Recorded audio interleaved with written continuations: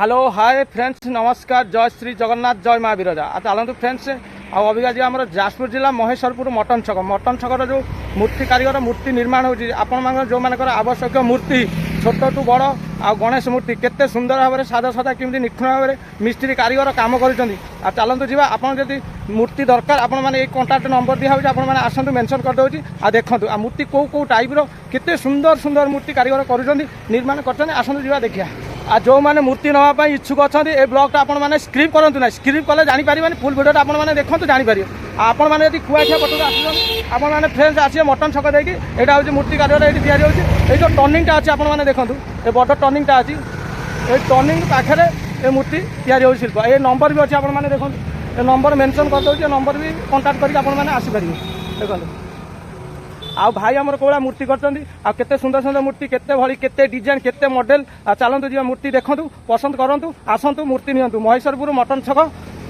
आ माँ मूर्ति स्टल चलतु जी भाई आमर पचार कौड़ा मूर्ति तैयारी कर चलतु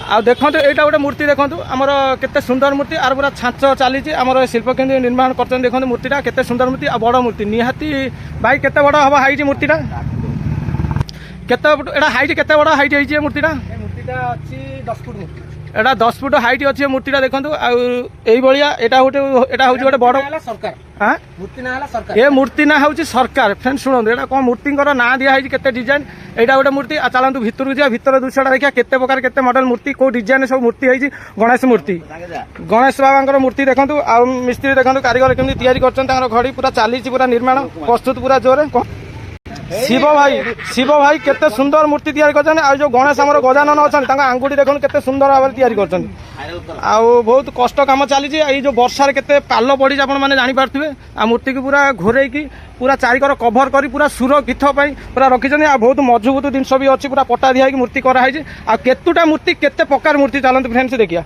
आ मूर्ति भी बहुत तैयारी सची दो माटिया भी सची रंग दिया है आ जो मानकर आवश्यक आसतु ये मूर्ति मेंशन कर नंबर ए वीडियोटा को स्क्रिप्ट करते आम यूट्यूब चैनल द्वारा आसतु प्रभात डायमंड यूट्यूब चैनल द्वारा कहले आपण डिस्काउंट भी अच्छी आसतु नहीं कि जातु आ देखो केते प्रकार मूर्ति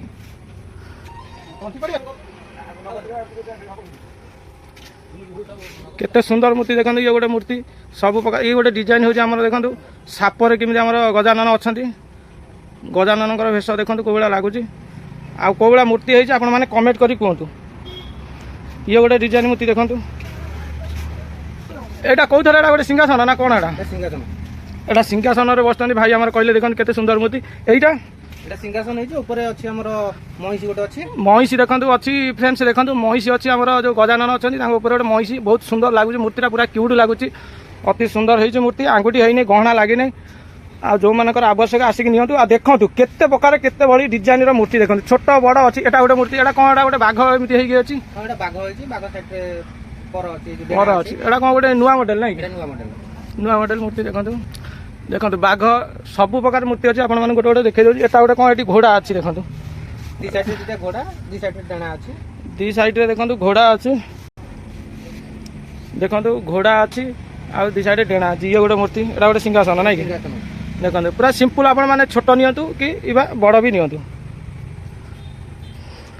एटा गोटे गजानन देखो गोटे पगड़ी नाई पद्म फूल ऊपर अच्छी आपण मैंने जी मूर्ति देखिए सब न्यू न्यू मॉडल टी अच्छी जहाँ भी डिफरेन्स अच्छी आ छोट अच्छी बड़ भी अच्छी आटा गोटे पगड़ी नाई देखो अलग अलग सब भिन्न भिन्न एटा गोटे पद्म फूल एटा गोटे सिंहासन एटा गोटे त्रिशूल देखो एटा गोटे त्रिशूल चिन्ह पछरे त्रिशूल गोटे अच्छी ता पाख गोटे देखो आ गोटे कौन आम जलपरी देखो फ्रेंड्स जलपरी अति सुंदर लगुच एटा देखो जलपरी केते सुंदर लगुच जलपरी एटा गोटे कौन एटा गोटे छोट एटा सिंहासन सिंहासन विभिन्न प्रकार स्टाइल अच्छी विभिन्न प्रकार स्टाइल सिंहासन मूर्ति अच्छी एटा गोटे गणेश भाई पचार एटा गोटे कौन भाई तैयारी कहते बाल गणेश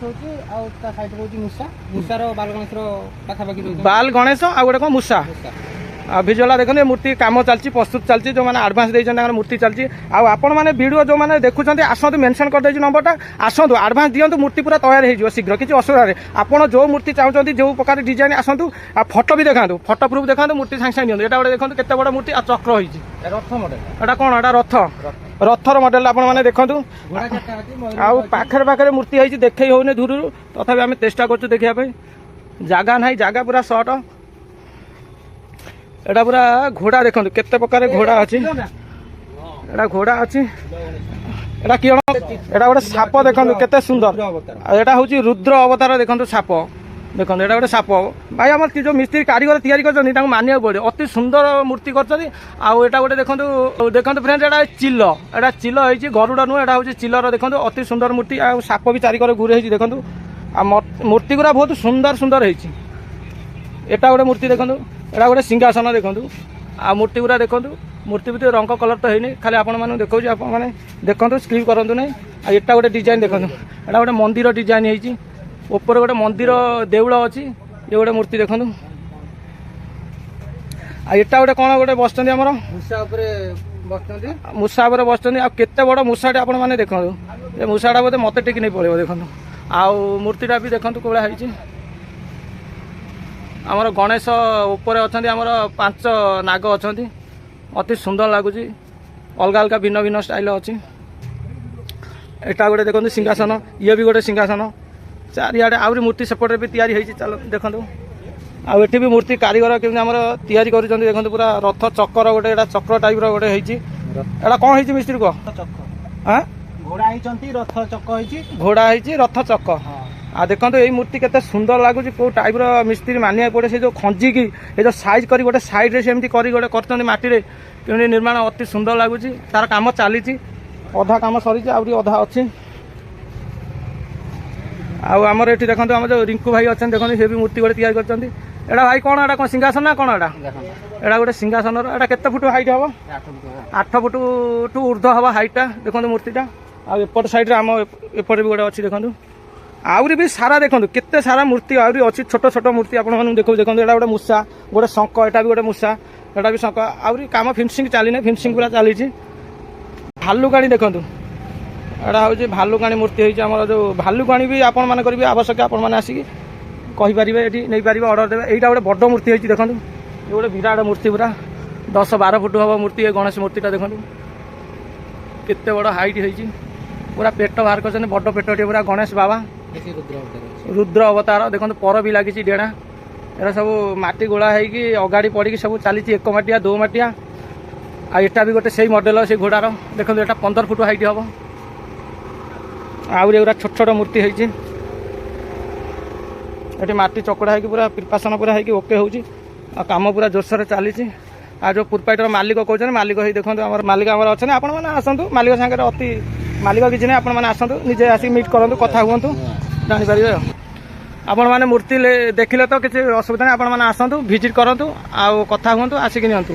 ରହିଲି, ନମସ୍କାର। ଜୟ ଶ୍ରୀ ଜଗନ୍ନାଥ, ଜୟ ମା ବିରଜା।